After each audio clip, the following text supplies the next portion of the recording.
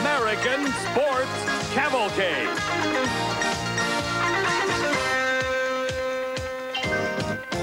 A panorama of speed, color, drama, and excitement.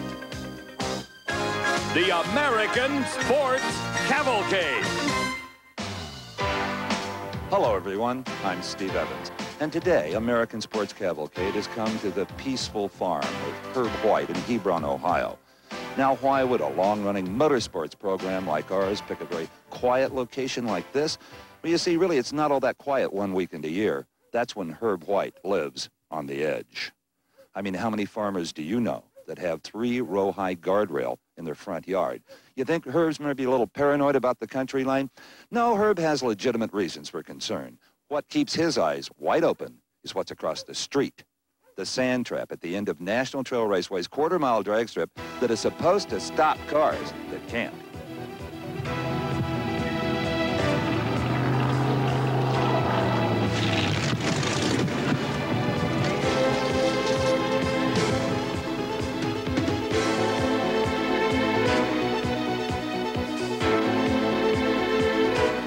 The track was a little loose. It was a fair, decent run, I thought. I got to the other end, and I let the chute go, and when I let the chute go, I go right to the brake handle and shut the motor off, the fuel off, you know, and, like, I couldn't feel the tug.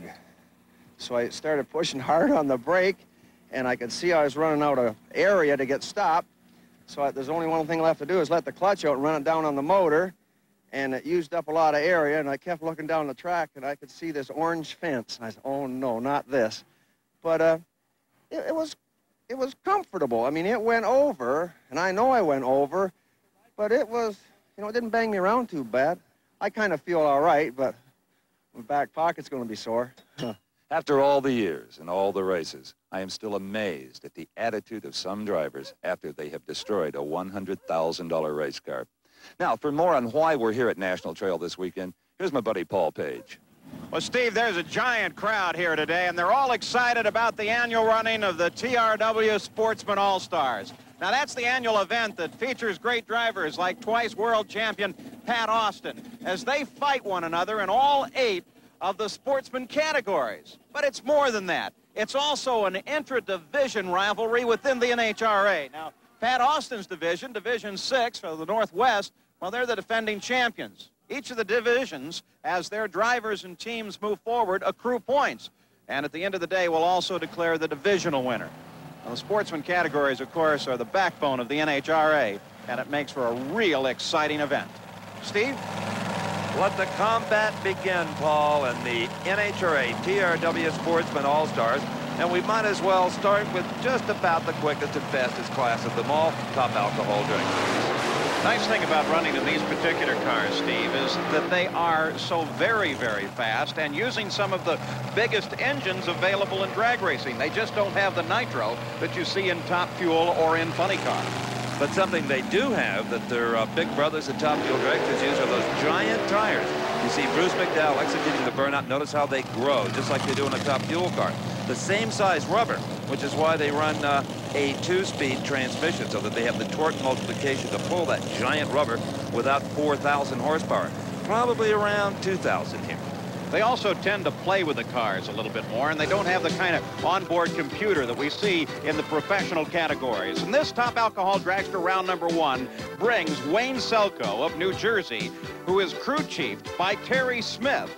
They qualified number 4 with a 6:26 up against Bruce McDowell, the number 1 qualifier with a 6:15 out of Bonita, California. His crew chief is C.J. McDowell. What is a top alcohol dragster? Well, you're looking at the beautiful car of Bruce McDowell from San Diego, California. And this is about 220 feet of chrome moly tubing, all welded together with the driver in the front and the motor in the back. Now, you could reverse this configuration, but most guys prefer all the hot oil back here. Now, the weight of the car is very interesting, and also the rules as to weight account for why you see different types of engines in this category. I got my handy-dandy NHRA rule book. Now, Bruce here runs a great big Hemi.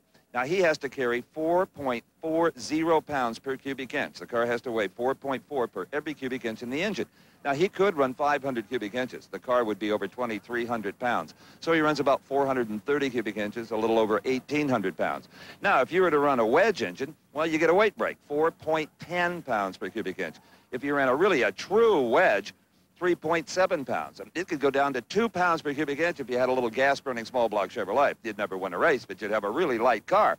Now, behind the engine is the drivetrain, which consists of a 3-speed Lenco transmission and the typical narrow drive line of a top fuel or an alcohol dragster. All in all, they're a very quick car, a very exciting ride, and some of the closest racing in the sport is in this category of top alcohol dragsters. Well, Steve, the nice thing about it is it makes for a lot of innovation, a lot of variety, and an awful lot of tinkering. So up on the line, it's Wayne Selko and Bruce McDowell. Carefully they stage, moving the front wheels into the infrared beams. And away first, a good hole shot in the near lane for the dark car, Bruce McDowell. But Selko covers him up. A 6:22.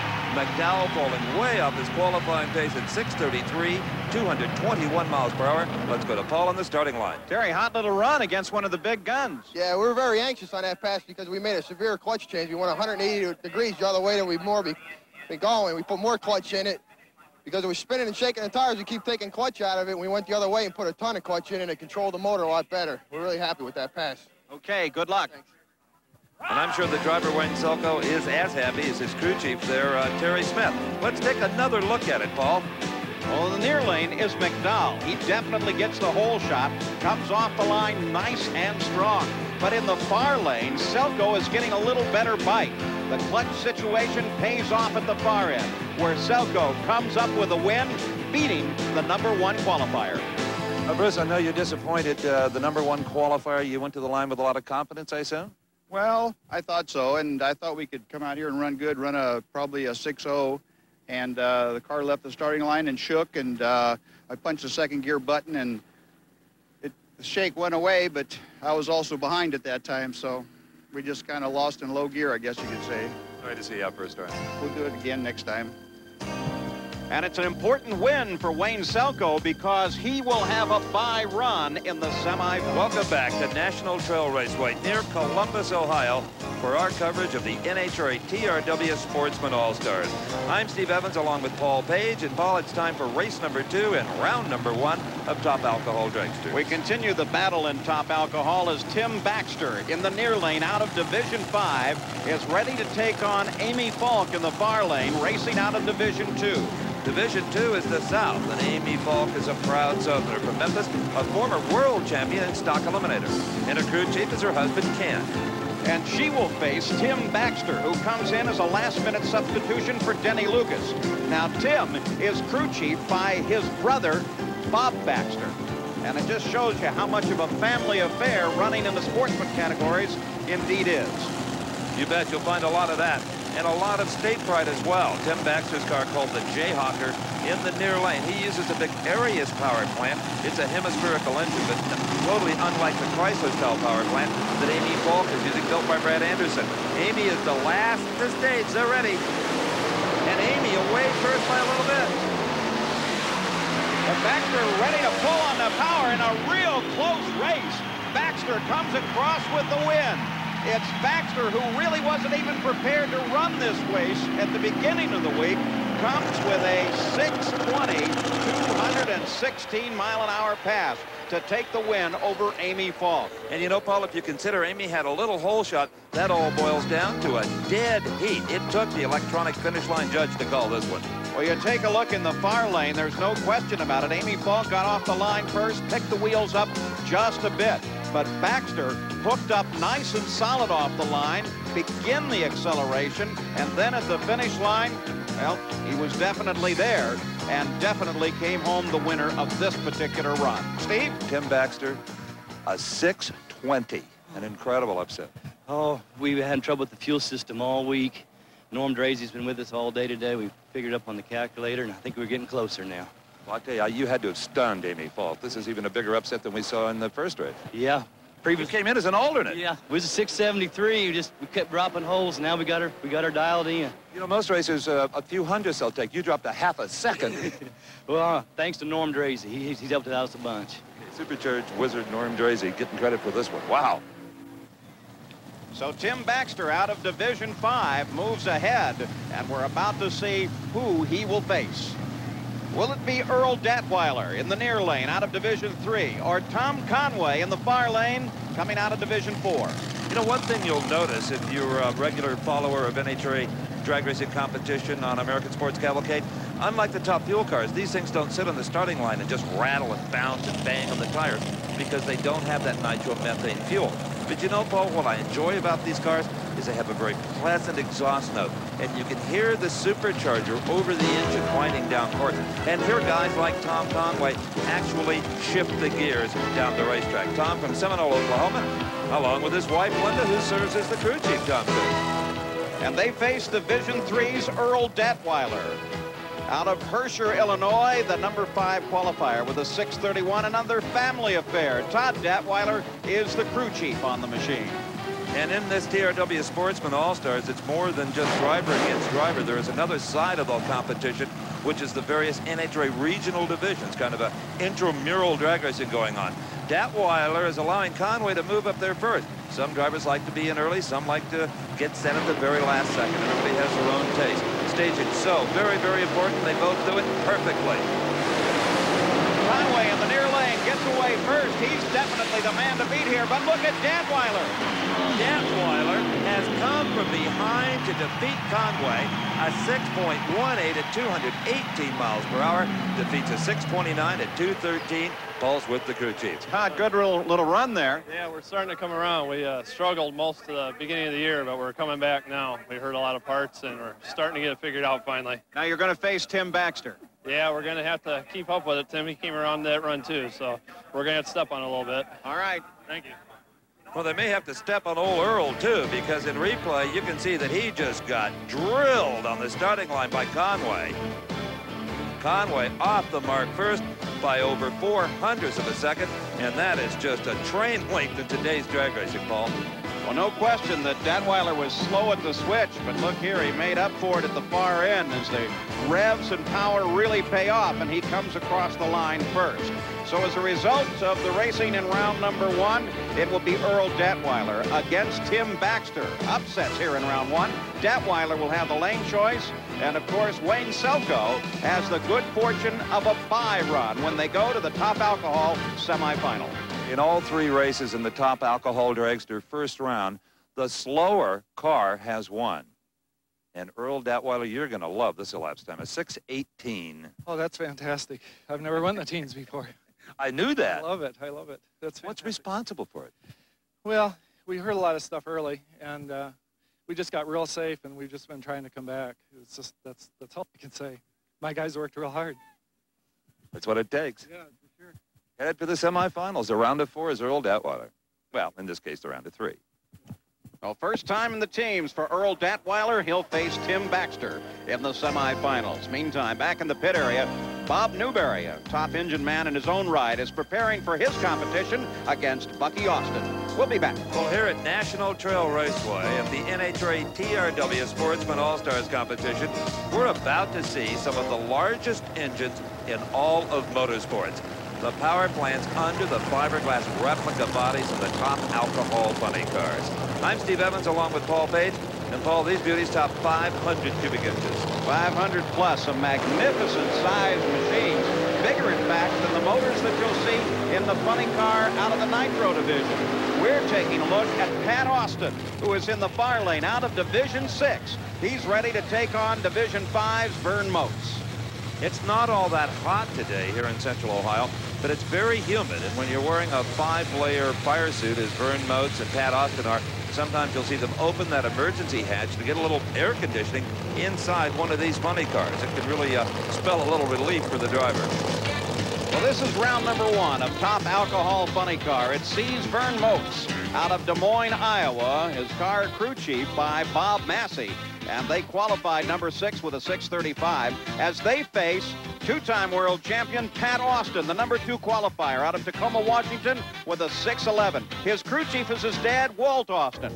Earlier, Steve took a look at their car. For the most part, alcohol funny cars are quicker and faster than alcohol dragsters. But if you read the NHRA rulebook, that's no surprise. Remember, the alcohol dragster limited to 500 cubic inches? Not so in the funny car set. This is a monster motor. They can be as big as 557 cubic inches. Now, also, the dragsters have to pack 4.4 pounds per cubic inch. The alcohol funny cars like Pat Austin's here, well, it's a little more lenient than that, only 4 pounds.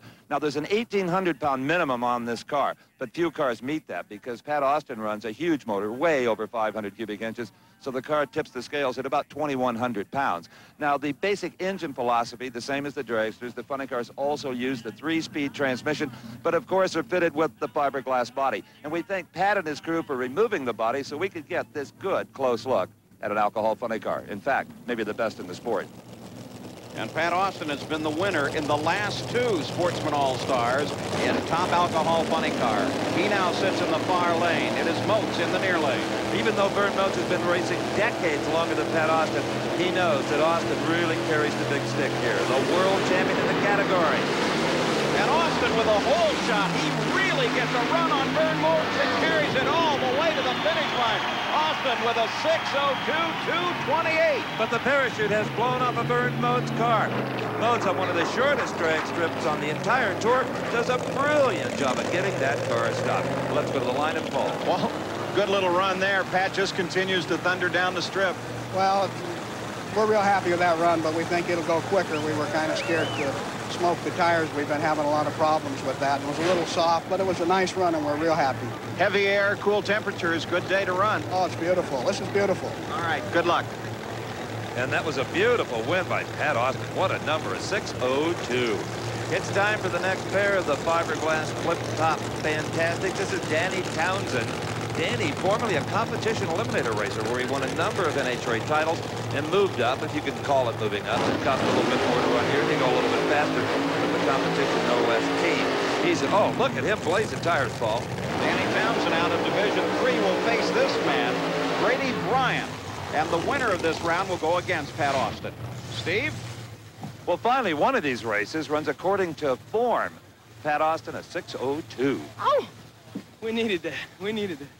Been struggling a little bit, and we're just trying to get it going, you know, and the air's so good today and the track's good. You're at a national event and you got air like this, you got to step on it and get a 6:02. That's about as good as you've run, very close to it. That's a PR, that's personal record for us. We like PR, I like that. No, that goes back to high school and track. PR, personal record. That's it. Great job. Thanks. Thanks. So Pat Austin finally looking good again. The air nice, heavy, and cool here. Makes for good carburation. Danny Townsend backs up, ready to face Grady Bryant. Steve? Everybody down here is saying what a tremendous job Vern Moats did of keeping this funny car out of the sand trap. That was a veteran if I ever saw one. Well, the parachutes, the bracket come clear off the bottom, the bolt come out of it. I didn't know that at the time, but there wasn't any parachutes, and I went for them again. And then I hit the brakes hard, and these four-wheel brakes worked good. But then I started getting a little sideways there at the end. I had to straighten it back up and then get back on the brakes again. It worked out okay. Part of the technique is to not get it bouncing too hard on these big balloon tires. Yeah, that's it. It did start bouncing, and you might as well just forget it and let it settle down because you can't brake when it's bouncing. A couple of years ago, without four-wheel brakes, you would be in Farmer White's front yard, I think. Yeah, you sure would be. Part of the technique, too, is to have the common sense and the presence of mind to know how to get it stopped, Steve. Absolutely, and no one has more experience in this kind of race car than does Vern Moats. Driving the beautiful black funny car in this confrontation will be Grady Bryant from Hearst, Texas, and his crew chief is yet another wife, his lady Jan. And up against that duo will be Danny Townsend. Now, Danny qualified much quicker than did Bryant, a 6:19 compared to a 6:62. And some of the credit for that has to go to this fella, Doug Ritchie, Townsend's crew chief. So it'll be Grady Bryant in the near lane. Out of Division 4, Danny Townsend over on the far side as they both inch up the stage now. Still a lot of the sight games being played here in the Sportsman that we see in the top professional categories. The revs come up as they take a look at the lights. good start. Both drivers off the mark well. But it is Danny Townsend who had problems, had to get off the throttle, and Grady Bryant, First Texas, goes on to win it at 6:42. No shoot again on Grady Bryant. And he's not going to get it stopped, Steve. He heads straight for the sand trap and all the way over. Bryant with a crash down in the sand trap. The front end of the chassis bent all around there. That's Ronnie Davis from the NHRA Safety Safari, one of the top paramedics in his field. And obviously he is talking to Bryant, so Bryant apparently is okay and able to talk to his rescuers. Well, Grady Bryant was carrying far more speed than Vern Moats, which is why he got into the gravel pit. It's really more gravel than sand. Now watch the front end. There he's got a lot of speed, and suddenly that speed comes to nothing, and he is picked up by the air traffic controllers at the Columbus airport. Well, Bryant went through the traps at 217 miles an hour. That kind of speed absolutely mandates that you have the chute behind you to get the thing slowed down. Well, with no chute, all he could do was hope that the engine would carry it down a little bit and pump the brakes. That took him into the trap at the end. When the nose went in, look at that, a perfect pirouette as it flipped end over end and almost got it right back on the wheels. But when the front end hit in, it just bent the front of the car around. But Ronnie Davis was right there, and apparently Grady Bryant is okay. Steve is still close to the accident scene, standing just a few yards away. The situation down here is that Ronnie Davis, NHRA's emergency medical technician, is with Grady Bryant. The car has been righted. Grady says he's okay, that he feels fine, but that they're taking every precaution. And I believe they're going to escort him over to the ambulance and let him sit there for 15 or 20 minutes to be absolutely sure that he's okay. And look at him give the thumbs up to all of his rescuers around him. Grady Bryant is all right after that situation, but it will give Pat Austin a bye run in the next round. We'll be back with more from National Trail. National Trail Raceway near Columbus, Ohio. I'm Steve Evans and Paul Page, and you're looking at the next pair of supercharged alcohol funny cars in the NHRA TRW Sportsman All-Stars competition. And Paul, there is one of the brightest men in automobile racing, Brad Anderson. Absolutely, a man who really knows his engines. As a matter of fact, he supplies engines and the heads for those engines to many of his alcohol competitors. Brad Anderson out of Laverne, California. The machine is taken care of by his daughter, Shelley, qualified number 3 with a 6:12. They faced, of course, Terry Mullins out of Division 2. Mullins qualified number 2 with a 6:11, and the crew chief on the car is Howard Moon. And the fact that Mullins out-qualified Anderson doesn't mean a darn thing, because Brad Anderson is known to be an experimenter. He goes out there and every run he tries this and he tries that. When it comes time for actual competition, he bolts on the things he knows will work. And let me tell you, if you give Brad Anderson a piece of metal, he'll do something darn smart with it. An absolute craftsman in the far lane, Brad Anderson. Terry Mullins pulls up to the stage on the near side. Anderson moves in. Mullins moves in. A good start, dead even off the mark. Anderson asserts himself at the far end. Brad Anderson, you bet, he's right with the best. 6:11 to a losing 6:21, 223 miles an hour for the winner. Let's go to Paul Page with Shelley. Good little run there for the Anderson family. Austin got 02, we got an 11. We got a work to do. All right, good luck. Well, a 6:11 would normally be an opportunity to celebrate, but not when Pat Austin just laid down that 6:02. And here you're looking at a man who accomplished what all the alcohol drivers dreamed about, being the first into the 5. Earlier this year, Bob Newberry in that beautiful yellow, red, and blue machine accomplished that feat on his home racetrack in New Jersey. And on the near lane, racing out of Division 6 is Bucky Austin. Now, Pat Austin, you've already seen him in competition here in Top Alcohol Funny. Well, this is his uncle, so there's the real possibility of a family affair in the final round. Steve? Brad Terry appeared to react first by just a bit off of the starting line. Yeah, I think I was a little late. He was ahead of me at one point, I know, and then it drove around him. Well, a 6:11, you tend to do that with those kind of numbers. Is that what it went? Yeah. Well, we're going the right direction anyway, so yesterday it slowed down, so I feel better about that. Well, I know you saw on the board Austin's pace-setting 6:02. Can you run with that? Oh, I think so, because my customer, Peter Galen, ran an 03 a while ago, and we pretty well know what they're doing. Okay, see you in the semi. Thank you. Thank you. Now, Brad's reference there to Peter Galen and the others are that during the Sportsman All-Stars competition here today, all of the Top Alcohol Funny cars are qualifying for another event to be held here at National Trail tomorrow. Well, there is the machine of Bob Newberry, and you can bet even Brad Anderson has to be concerned about what Newberry will do here in the first round. Will he run into the fives? We've already seen a 6:02. Bucky Austin accomplishes the dry burnout, or the racers call it the dry hop. Bucky was checking to see just how the clutch and the traction would react to each other and see how his crew chief, Tim Piaschu, had set the car up, if it's going to work or not. And they will face the incredibly quick Bob Newberry racing out of Division I in the Northeast, Schenectady, New York. Ed Copper is Newberry's crew chief. They qualified #1 with a 6:02. All right, Newberry is moving forward. He'll be in the right or far lane. He is right up into those beams. Bucky Austin has still not really made a move towards staging, Paul. In fact, Austin is taking plenty of time about moving forward. Of course, he's trying to rattle Newberry as best he can. Now both cars are up into the lights and ready to go. Bucky Austin keeps an eye on that Christmas tree. Bring the revs up, and this top alcohol-powered machine, finally he moves into the lights. They drop the green, and because of it, Austin is able to get the whole shot. But Newberry pours on the power at the end, and Newberry takes the win with a 6:03.229. Kowalski poured it on 6:03, very close to low ET of the day. Ed, good little run with an 03. It wasn't too bad. The car got out of shape. Shook, I believe, the starting line. I think his opponent there held him on the light too long. You've got to face Anderson next round. Yes, we do. Any problems there? I don't think so, no. Pat Austin's the target, right? Yes. Good luck. Thank you. Steve? Well, a wise racer, Paul, told me one time you can only be burned down on the starting line if you allow that to happen to yourself. And Newberry did. He just moved right up there, and Bucky took his time and was really ready to anticipate the light. A perfect 4-0 light. You can't cut him any better than that. But his 6:22 was not enough to handle Newberry. Well, despite the fact that he was caught sleeping, Newberry still ran a 6:03, but still quick of the round as Pat Austin 6:02. So the pairings for the semifinal round. Brad Anderson will face Bob Newberry. Newberry will have the lane choice. Now the other pair is scheduled to be Grady Bryant and Pat Austin, but of course we saw that Bryant's car is destroyed. He will not make the round. Well, one thing we knew for sure even before he took his helmet off, that Bob Newberry is not a pleased driver over what happened on the starting line. Bob, your version of it. Well, there's always some sportsmanship involved in drag racing, and I just felt I sat on the starting line much longer than what I should have. That accounted for possibly you being a bit late off the mark. Well, that maybe has nothing to do with that. That's up to me to still drive my car the way I should. You had the performance. A 6:03 did it for you. We're happy. As long as we win, we're happy. He's going to put that behind him and head for the semifinals. May be happy with his own run, but he's certainly not happy with what happened at the starting line.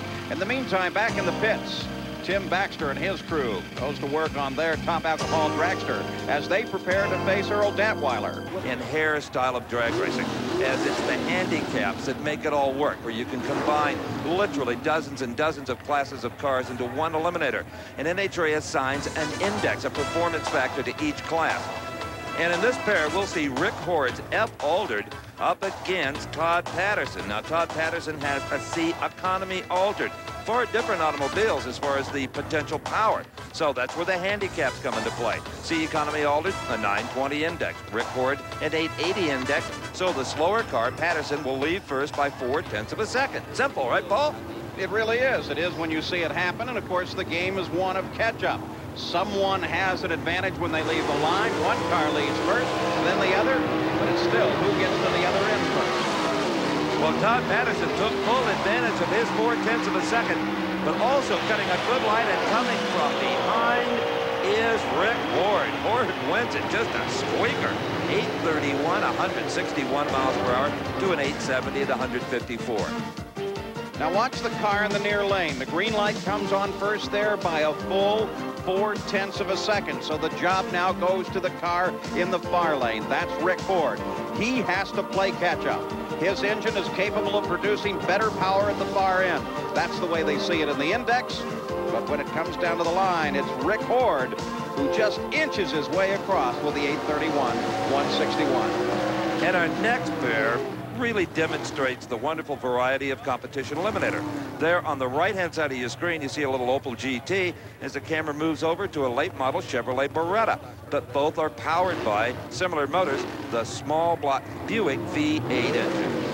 So here in the far lane, racing out of Division II, the southeast of the United States, is Winston Holmes. Holmes comes out of Fayetteville, North Carolina. He faces Joey Heffernan, racing out of Division I. Heffernan in a B Econo Altered against the C Altered of Winston Holmes.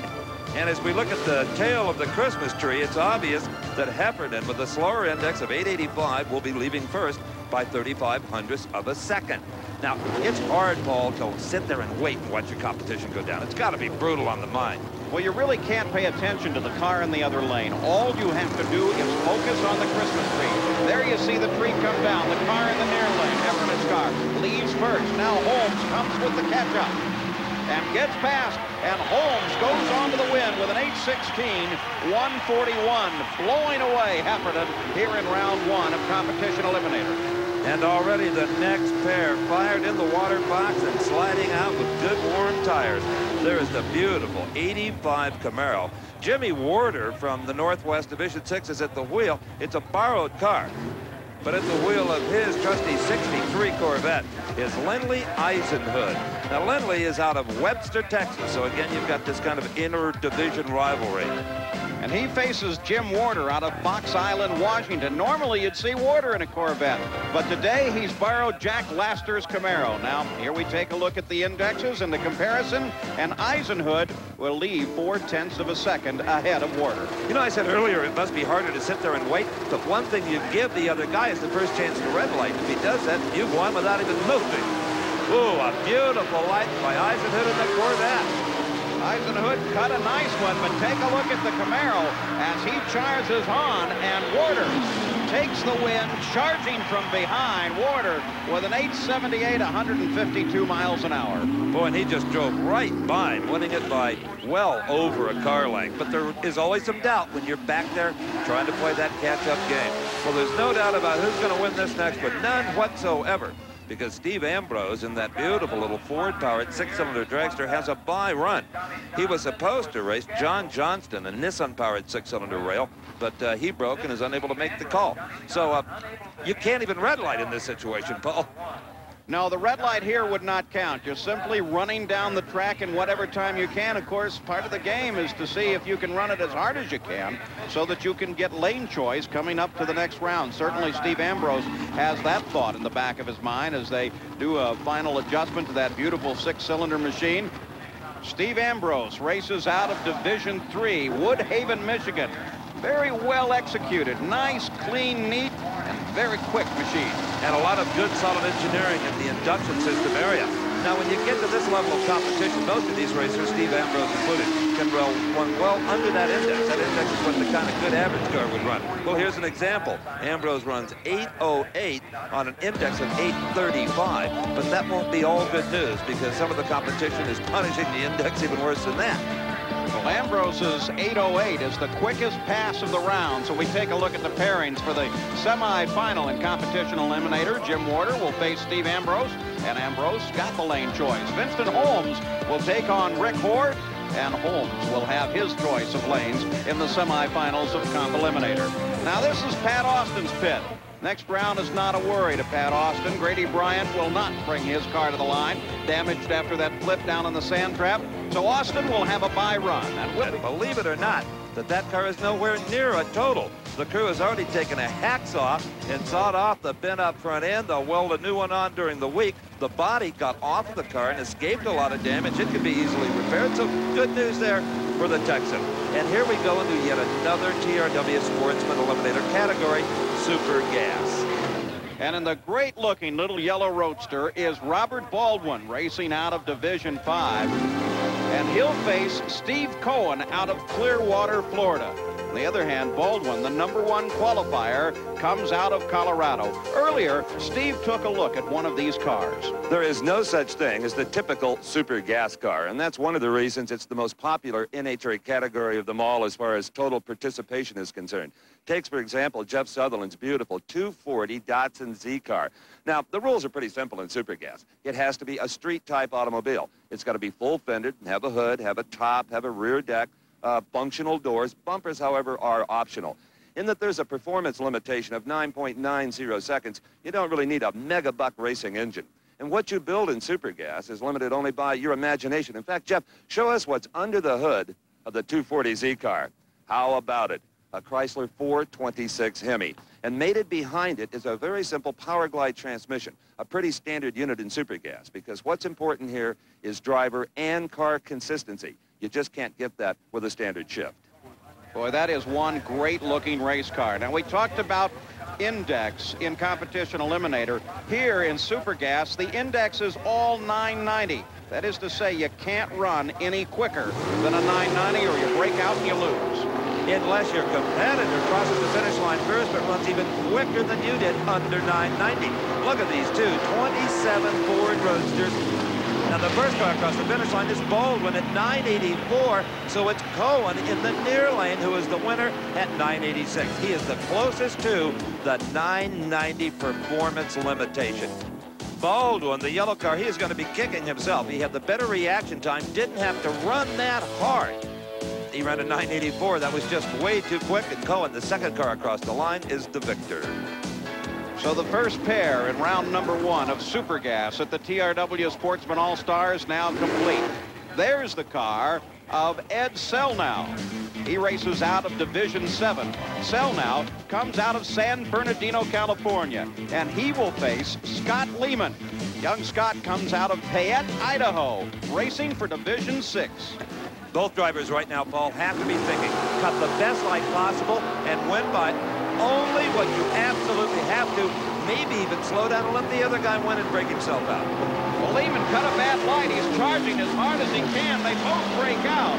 But Selnow, the number 1 qualifier, breaks out the least with a 989, 123 miles an hour. And that was just a classic example. Scott Lehman, as you said, did not cut a very good light, and he was not in the driver's seat to pressure Selnow any more than he could. Selnow knew that and didn't run any quicker than a 989. In the meantime, back up at the line in the near lane here is Victor Singer Jr., racing out of Division 1. And he will face, out of Division 4, Rick DeCousin, the number 2 qualifier from Stratford, Missouri. And Victor Singer Jr., the number 6 qualifier out of Division 1 from Portland, Pennsylvania. Singer, under the hood of his little Vega, has a small block Chevrolet. DeCousin, the great big 454 motor in the Camaro in the far lane. Away first was Singer. And it's a good thing. Singer runs a 993 to DeCousin's 992, but Singer wins it because of good driving like this. Well, take a look at Singer in the near lane. He cuts a nice little light, while in the far lane, DeCousin gets the front wheels off the ground. Singer is able to just lay the power down, run a nice, even run. You take a look at him now coming to the finish line again in the near lane. Singer is looking nice and clean the whole way and picks up the win. If you get the light about 80% of the time in this kind of competition, you're going to win. That's how important the driver is. Well, the number 1 of the windshield of the Buick Somerset, Vince Curry, tells us that he is the number 1 car in the nation in the class, meeting number 2. And that is Ronnie Loomis out of Division 4 from Dickinson, Texas. His opponent, Vince Corey out of Division 3 from Mount Clemens, Michigan. Now, both of these drivers utilizing the big block Chevrolet. It's the most popular combination in Supergas. In the far lane, for Loomis is another one of the little Datsun 240Z cars with a big American engine transplant. Good light by both guys. And it is Ronnie Loomis, because he's over the index at 993. Corey ran under it at 988. So that sets up the semifinals in Supergas. Victor Singer Jr. versus Ronnie Loomis. Singer has the lane choice by running over the index there. Steve Cohen will race Ed Selnow. Cohen will have the lane choice when those two guys get together. The Alcohol Dragster Semis. Trail Raceway just outside of Columbus, Ohio. I'm Paul Page with Steve Evans, and we're at the TRW Sportsman All-Stars Challenge. A tremendous race, for the Sportsman competitors. And we're ready for the semifinal round in Top Alcohol Dragster. And of course, Tim Baxter, who will be in the far lane, in fact, there he is right now, has had just a storybook kind of a day. He got in as an alternate and then ran a career best in round number 1, and his group person points him to the starting line. Earl Datweiler in the near lane is already there waiting for him. Nobody punishes the engines any harder at the line than the alcohol dragster drivers, and something goes wrong with Datweiler's car, and Tim Baxter wins it. But I'll tell you, he got a little lucky there. He went from 620 to 674. He'd have been in trouble had Datweiler had a good run going. Paul's with crew chief Bob Baxter. With that run of 74, you think you're going to need a bit more? Oh, we need a lot more. We had a dead hole there running. It shook real bad. Bad run. Any problem getting her fixed? I think we can get her handled. All right. Get down there. Good luck. Thank you. Well, when these engines are down on power, the car literally shakes because there's not enough horsepower to get it up on the tire, and it struggles through that stage. It's very hard on the car and very hard on the man in it. Up on the line now is Wayne Selko. Now, the Top Alcohol Dragster field started out as a 6-car field, so this will be a bye run for Selko. But still, he'd like to get a feel for the track and also run as quick as he can when he makes his bypass here, so that he understands this track a little bit better when he comes up in the finals. Let's go to the far end and Steve. I think the first thing I'm going to do to Tim Baxter is to pinch him. Yes, you are going into the final of the TRW Sportsman All-Stars. Just hoping it didn't red light. You did everything fine, and he had some problems. Yeah, I saw him shut off probably 200 foot out there and going on by, and our car nosed over at the end, so I got out of it. So I don't know how good the ET was. Not good at all on the 670s. 670s? Was that right? The tires slipped a lot in the starting line, too. You can hop it up, can't you, for the final? Yeah, we can make some changes. We'll be all right. Okay, Tim Baxter, who would have thought it? The alternate goes into the final round. Well, back at the line, Wayne Selko knows that he has to shoot for that 674. Buster Couch, NHRA starter, takes a look down the track as Selko comes up, knowing that he wants to run just fast enough to get lane choice for the final round. That's right. You never know when that could come in very handy. Ooh, that was close. Selko almost left before the Christmas tree was activated, and that would have disqualified him. But with all that, he still gets lane choice. A 655 will have it over Baxter. Let's go to the starting line. Crew Chief Terry Smith. Well, 655, you look like you're plenty strong enough, and Division I's looking good going into the final round here. Yeah, well, it would have ran a lot quicker, but being it was a bye run, the red light came on and threw him off. He rolled the start, so car actually moved and started the timer for a couple tenths of a second before he actually made a run, so it would have ran a low 20. You feel pretty confident then? We feel confident. All right, good luck. Steve? When there's no car in the other lane, as soon as Buster hits that switch, the red light instantly comes on over there to tell you you've won. Well, it almost cost Wayne Selko. So in the final of Top Alcohol Dragster, Wayne Selko will face Tim Baxter. Well, Wayne, you've got to be reasonably happy the way this day is going. Very happy. Very happy. You get a gift in the semifinals. The car slowed down a little bit, 655. Well, I had to pedal it. He really got out of shape pretty hard. Something you might not have done had you had an opponent? No, we tuned it the same. I probably would have tried driving through it if I had a car next to me, though. You got everything going for you. Good luck. Thank you. Back up at the starting line, it's Pat Austin and his Top Alcohol funny car. He has a bye run because Grady Bryant flipped over down at the far end. His car is heavily damaged. A little while ago, Steve Evans was able to catch up with Grady Bryant for this update. Well, I'm happy to report that this man, Grady Bryant, after a few minutes in the back of the ambulance, the little birdies all kind of went away and you're feeling good. I got the cobwebs cleared away. I just kind of depressed, got my feelings hurt. Here we are, 4th in the nation, leading the division, and had a problem like this, but that's racing, Steve. Well, I doubt you could repeat the exact words as you entered the trap on national television, but I'm sure you knew you were in deep trouble. I knew I was in trouble. Parachutes didn't open. It's nobody's fault. It's one of those things, but thanks to the sand, we didn't go in the trees, and that's what helps. Could you have braked any harder? Anything looking back that you would have done different? No, we had a real good pass going that time, and we was trying to stop as hard as we could. And we got it slowed down. It was a real slow roll, and that's what helped us.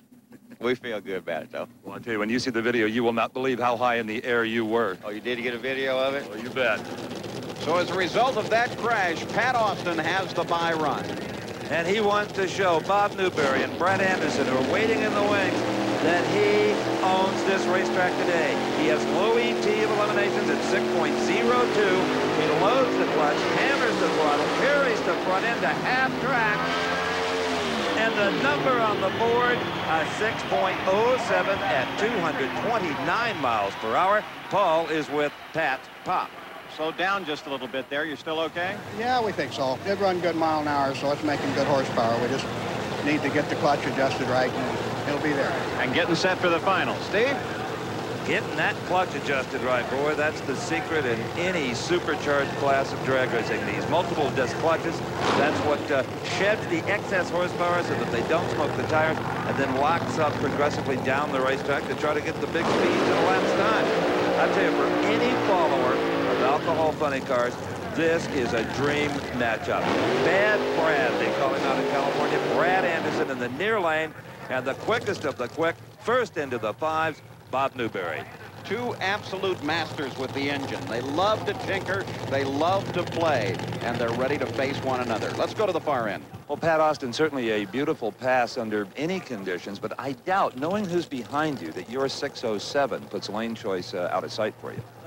It's probably not gonna, but we went up there. We didn't know what to do basically on the tune-up as far as the fuel system, so we went up there and went to software, and we know what we can do for the final. So. Let me ask you something. You have a 3-speed transmission. Are you shifting the car manually? Is it done on timers? No, I shift it.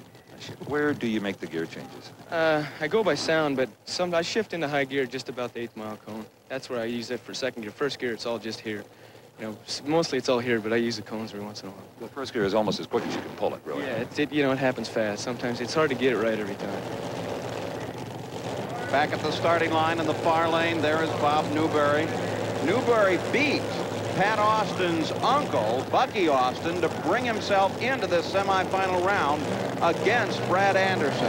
Two engine experts on the line now. That's right, competitors on the racetrack and in business. Oh, what a great one this is going to be. What a great one this is. Oh, what a huge charge called by Newberry on the top end. 6:04 wins it. Anderson a little out of shape, a 6:18. Let's go to Paul at the line. Well, Ed, you're set up for a whale of a matchup in the final against Pat Austin. What do you think? I'm glad we got lane choice. I think the right lane is better than the left. So you figure your position is all set and you're ready to take him on? It's never all set, but I think we're in good shape. All right, good luck. Steve? The alcohol funny car final is rated a toss-up. Boy, we've got a great fight scheduled in Top Alcohol Funny for the final. Pat Austin against Newberry. And Newberry will have his choice of lanes. Steve? Bob Newberry is out of the car, and Bob, you are sawing your way through this field. I have nothing but good news. 6:04, you have lane choice over Pat Austin in the final. Happy. It's been tough. The weather's not the best of racing conditions here. It's cool, but the barometric pressure's low here in Columbus. It's tough to race at. 6:0 anything is good. Do you dare try to run any quicker? Well, I've been just going one round at a time, and all I'm caring about right now is we win. And really, I'm just going to try to be consistent. Consistency wins races. Indeed it does. See you then. Thank you. Well, back in the Supergas pits, Ronnie Loomis's crew working on the car, ready to face Victor Singer Jr. The semifinals continue right after this. Out of Minneapolis, it's hard to believe that you don't have to spend a family fortune to go drag racing in a pretty quick manner. But it's true. Take a look at that engine. That's not a $25,000 or $30,000 racing engine. It looks like it, but you could build that for about $2,500. It's all you need to go 8.90 seconds, and that's the limit. And if you look in the back of your weekly National Dragster, I'll bet you'll find a good buy in a used chassis, some wheels and tires, maybe even a trailer. For about, under $10,000, you could build a competitive Super Comp car. It just might not be quite this pretty. And also, when you join NHRA, not only do you get National Dragster, you get a rule book, all kinds of goodies. And if you join right now, they'll even throw in a free copy of the multi-award-winning home video, Decade of Thrill. So do it right now, and we'll see you in Super Comp at the races. Well, up at the line, we're ready for some great racing in the NHRA TRW Sportsman All-Stars. This is Cobb, Rick Horde, and Vinston Holmes. Vinston Holmes will be in the near lane, and here's how it sets up. The D altered index is 880, so Horde will leave 0.3 of a second ahead of Vinston Holmes. Watch the car in the far lane. Whether you leave first or second, how close you leave to your green light, your reaction time is critical in this kind of drag racing. No real advantage to either driver off the mark. Holmes veered out of the racing line a bit, and that could hurt him. It is Rick Horde, 8.30 on an 880 index, 161 miles per hour. And a nice little run. Now, watch here as they come to the finish line. Winston Holmes in the near lane almost caught him. He was really running hard, but it was Rick Horde that came home the winner. For the second time, Rick Horde gets out of his car with the same question. Who won? And again, I have the same answer. You did. Thank you. It was close again. Like I said, it was about a foot on the other end. And we may have been a little late off the starting line, but the car must have run well is all I can say. Good luck to you. Well, there's the borrowed car of Jim Warder, but it's brought him all the way to the semifinals of comp in the TRW Sportsman All-Star Challenge. Here's the way the handicap will come down. The advantage will go to Warder by nearly a full second. Now, Warder had his index reduced since the earlier round from a 930 to a 929. You can run under the index, but if you punish it too hard, NHRA penalizes you right on the spot. So Warder has 100 less to work with in the semis than he did in the first round. A red light by the dragster in the near lane. Steve Ambrose has given this one away. Even if he gets around, it won't much matter. And there may be a good example of just getting too anxious as Warder scores the win with an 879-152. So the scene is set now for the final round in comp, and Rick Horde will take on Jim Warder. Horde will have the choice of lanes. Back up to the starting line. We're ready for the semifinal round of Super Gas. Ed Selnow will face Steve Cohen. But first, let's go to Steve. By the look on this man's face, Paul, I'd have to say that, Jimmy, you didn't know he red lighted. I was out, you know, probably in third gear by the time he left. I had no idea. All I know is he passed me, and I said, oh, man, that's it. You get a reprieve, my friend. Oh, man, thank you. Feels good. Jimmy Warder, Division 6, the Great Northwest. So the inter-division fight continues here in the All-Stars battle in the near lane. That's Steve Cohen in the Roadster. And there's Ed Selnow. Let's remember, there's no handicap here, just that performance limiter of 990, and neither wants to run under it. Selnow in the far lane may have an advantage. He does, almost a car length. And it's because he had a terrific reaction time. The elapsed times are identical as we watch them again near the finish line. Both run 993. So with identical ETs, where was the difference? Well, it was back at the starting line in the whole shot. Selnow came off a little bit faster and scored the win. Let's go to the far end and Steve. You know, they say that Super Gas is about 80% driver and 20% car. Well, here is Ed Selnow, the 80%. Your 993 beat his 993. Your driving beat your opponent. Must have got him off the line, I guess. Bet you did. How do you do that so well? Just a lot of practice, and that's all I can say. We run a lot, and we keep good records and everything, and go different places and keep records and just dial the car as best we can. There's nothing you can do at home. I know they make some electronic devices and little play Christmas trees. Any of that valuable to you at all, and the kind of practicing your reaction times? At first, when you get the car, you know, put new parts on it, you test things. But after that, you're kind of on your own. The track is the place to do it. What do you think? One more round? One more round. I'm going to do it. I'll see you again. Great job. Thank you, Steve. Thank you. So Ed Selnow makes it to the finals in Super Gas. Who will he face? Will it be in the near lane, Victor Singer Jr., or Ronnie Loomis on the far side? And under the hood of the 240Z car in the far lane is that big block 454 Chevy.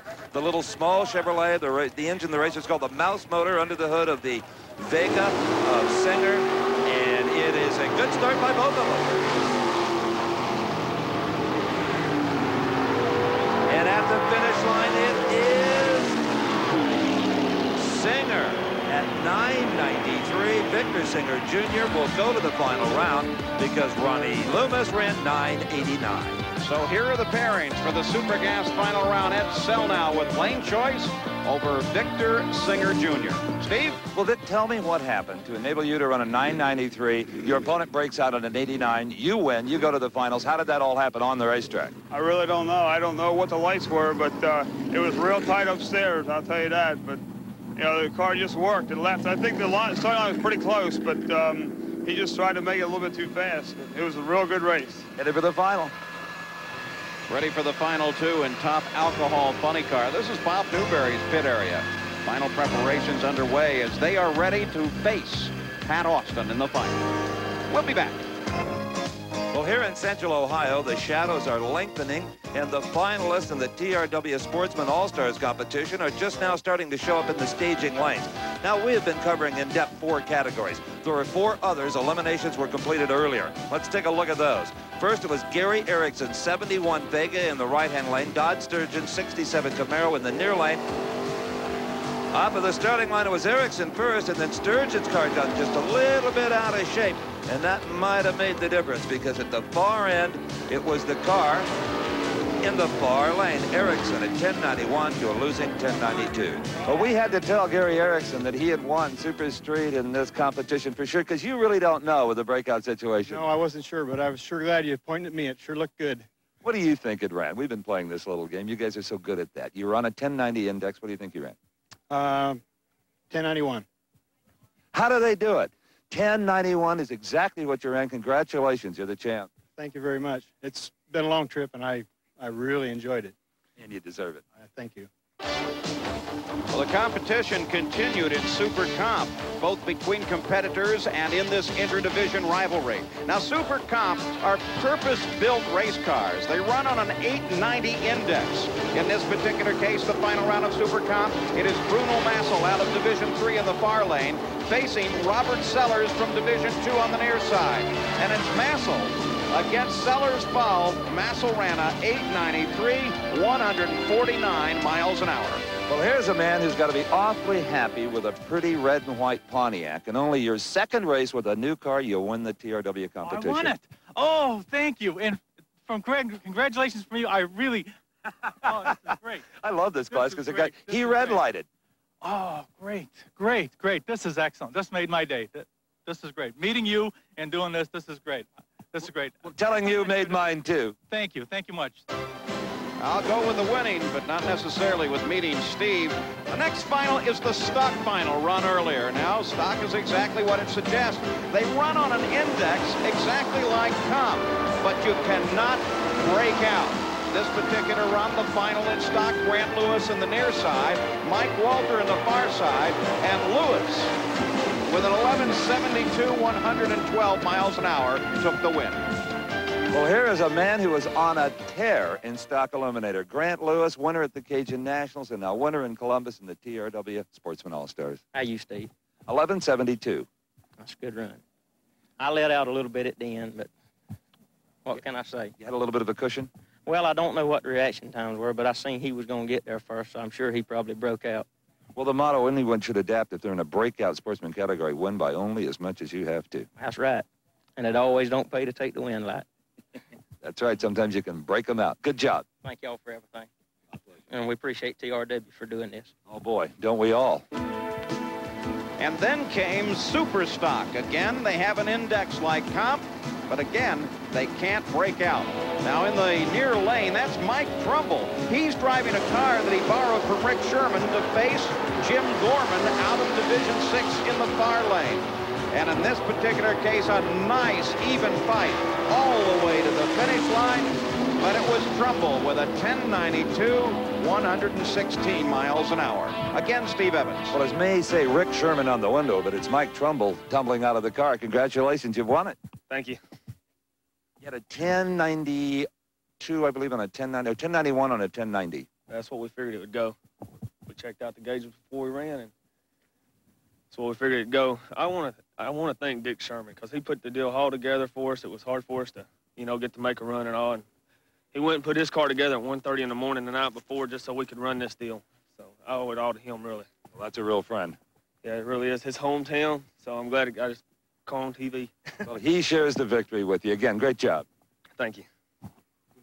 Well, that was all earlier here at National Trail Raceway, but there are still 4 finals yet to go. And on the line and ready to race is the final round of Super Gas. Victor Singer Jr. faces Ed Selnow. And Paul, as you know, many of these cars, if not all of them, are equipped with a throttle control device. The driver can leave as hard as he wants to get that car launched, and then they can adjust how it backs off on that carburetor to actually slow the car down so it doesn't run quicker than 990. But they're not allowed to have anything on the car that helps it leave the starting line. Selnow on the far side with a great light. But here comes Singer looking good. And Singer right at the index with a 990, 133 miles an hour. Victor Singer Jr. takes the win. Now take a look at Sell now on the far side. An almost perfect light. Car comes off the line and begins to settle down. Singer now is playing catch-up, but he's got a pretty good run going as well. Remember, they're both very conscious of the index. Coming to the finish line, Singer now baiting his time, deciding when he can hit the line, and he hits it dead on perfect. Well, Vic said after the semifinal round, I'm going to do my best to give him a 990. Right on, 990. Yes, thank God. Gee whiz. All I got to say is thanks for Lenny 17 for getting me here. He helped me put the car back together so I can get it here. I thank the Lord for everything he's done for me, man. I'll tell you. Did you ever see Ed on the way down the racetrack? Yeah, I did. He was right alongside of me all the way down. It wasn't an easy race, I'll tell you that. What did you think? I won, I lost, maybe, if? I don't know. I looked over at the scoreboard on his side, and I didn't see his wind light on, but I wasn't sure. It was a tough race. It wasn't an easy one. You earned this one. Congratulations. Okay, thank you very much. That's your TRW champion right there. Thank you. In Super Gas, one of the toughest classes in all of Sportsman drag racing. Back at the starting line, the Sportsman All-Stars competition continues. Now, in competition eliminator. In the near side, Rick Horde, ready to take on Jim Warder. And this has been the story of the borrowed cars. Jim Warder, one of the borrowees in the G-altered with a 929 index. Horde with the D-altered 880. There you see the subtraction. 49 hundredths of a second will go to Jimmy Warder in the far lane. Will it be enough? Well, Rick Horde will have to sit and watch and hold on just a little bit, not be distracted by the fact that the other car leads earlier. You concentrate on the tree. Horde had a terrible light. He just did not have the reaction time on the starting line, and it killed him. Jimmy Warder, Washington State, the winner, 883, 152 miles per hour. Well, despite the light, Horde was almost able to chase Warder down. We look at him here coming to the finish line, and that is Horde on the near side, but he doesn't have enough to chase Jim Warder down. Let's go to Steve. Well, both Superstock and Comp now have gone to drivers in borrowed cars. Jimmy Warder, congratulations. Thank you very much. Boy, this is a dream come true. I've just got nothing but Jack Lasser to thank for it. The TRW competition is very special to all of you. It's a chance, well, for you and I to talk, for one thing. Mm-hmm. Yeah, it's the first time. Yeah, we've been in a couple final rounds. We've never won one before. This is the dream come true. And over $60,000 in cash, that doesn't hurt anybody's racing budget. In fact, it can only help. Yeah, you bet. You bet. Jimmy, you've been drag racing a long time. Yeah, 26 years. I might add, I've had the same partner for 26 years, Mackie Smith, and we have never had an argument for 26 years. Unmarried couples can't say that. Yeah, thanks a lot. Thank you. Well, the alcohol finals are coming up next. This week's die-hard Charger of the Week is Frank Iaconio. After a slow year in '88, Frank made runner-up for the third time this season today, losing in the finals by just 6/100ths of a second. Congratulations, Frank, and keep on charging.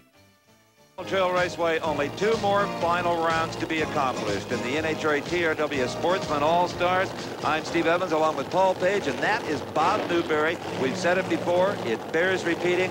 He accomplished it. He was the first into the fives with an alcohol funny car. Pat Austin, well, that big #1 has been on there for 2 seasons, and it may be there for a 3rd, Paul. Well, Pat Austin has been the TRW All-Star champion the past 2 years. Can he make it 3 in a row? Bob Newberry on the far side would like to dispute that possibility. It's Austin away first, and Newberry fades. Newberry breaks. Austin's crew already with their fists in the air, twice as a matter of fact.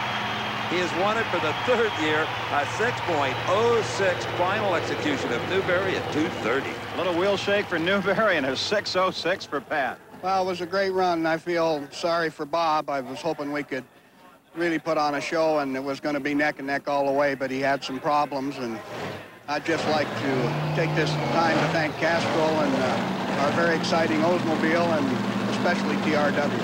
All right, congratulations on the win. Thank you. Well, the Austin Dynasty in top alcohol funny car competition continues. Now it's time for, well, the same basic engine, only in the dragster chassis. And this is Wayne Selko as he comes up to the line, ready to face Tim Baxter, the last final in the TRW Sportsman All-Stars. Steve? Pat Austin, for the 3rd consecutive year, is the TRW champion in alcohol funny car. Feels good, huh? Great. Castrol bitch. That's it. Great. We're happy. Newberry shook the tires, apparently, but you were really on a good pass. When did it run? 06. All right. Yeah, that's good. We're happy. We knew that, we're going to be a good runner. Just hope not to shake tires and put the power to it and get it on. This is a new trimmed-down version of the Pat Austin here. Yeah, the team put me on a diet and they beat me to death, so it takes the weight off. 30 pounds is 100th. Can't hurt. Got to do what you got to do, right? Congratulations again. Thanks. Appreciate it. Woo! So with a very happy Pat Austin and his funny car victory at the line, one more run for the day. Top alcohol dragster. And what a story this car in the near lane has been. Coming in as an alternate, Tim Baxter has run a career best of 6:20, then fell off much slower. We just have to wait to see what he has in store for us now, as will Mr. Selko over in the other lane. He has been consistent, but not quite as quick as Baxter's been. Baxter probably can't even believe that he's in here. Both cars in from the stage. They take the line. Baxter with a nice hole shot and carries it all the way to the finish with a 6:18.220. What a remarkable accomplishment. No shoot on Baxter down here, Paul. Baxter heading for the sand trap. You can hear the car dragging on the pavement, but he dirt tracks it through the turn. So Baxter gets it stopped and is the champion in top alcohol dragster. Let's take a look once again. Baxter gets a nice hole shot here, really comes off the line nice and smooth. Selko is already beaten, though he really gives it a valiant try here. Coming to the finish line, now Baxter's advantage that began back at the starting line picks up all the way with an ET of 6:18. Let's go to Steve. This has been a day of drag racing that the Jayhawker, Tim Baxter, will never forget as long as he races. It all started back Thursday, even before our cameras were here, when you were into the sand trap. It ended with you again in the sand trap, but this time the TRW champ, and listen to this, 6:18. Oh, that's our best time ever, huh? I don't know what to say. I'm so happy. Norm, my dad, my brother, they all pitched in. We've got some problems figured out, and I think the car's going to fly. Talk about some wide performance swings from 6:18 to 6:70s. The alternate, I mean, this is unbelievable. Yeah, we're having trouble dropping holes, but when it runs all the way through on all 8 cylinders, it flies. Obviously, and into the sand. Good job of driving there, by the way. Thank you. I appreciate it. Celebrate. Hey. Hi, Lindsay and Lacey. Penny. That's all I got to say. So congratulations to Tim Baxter and all of our winners here today. And Division I, well, they become the first division to repeat as champions at the TRW Sportsman All-Stars. This is Paul Page for Steve Evans. So long from Columbus.